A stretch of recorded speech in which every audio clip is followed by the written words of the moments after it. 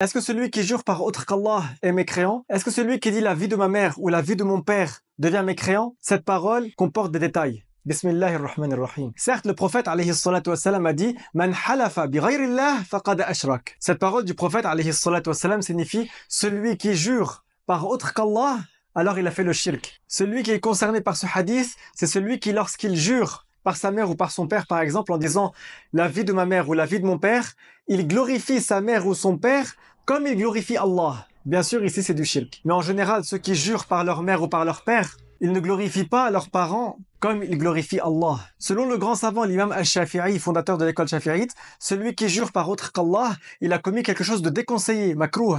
Alors que selon le grand savant, fondateur de l'école hanbalite, l'imam Ahmad ibn Hanbal, celui qui jure par autre qu'Allah, il a commis un péché, haram. Mais c'est pas de la mécréance. Du moment qu'il n'a pas glorifié ce par quoi il a juré, comme il glorifie Allah. Parce que celui qui glorifie quelque chose, comme il glorifie Allah, celui-là, il devient mécréant parce qu'il a associé à Allah. Et puisqu'un avis dit que c'est déconseillé et un avis dit que c'est interdit, donc le mieux c'est quoi? De délaisser cela et de jurer seulement par Allah ou par les attributs d'Allah.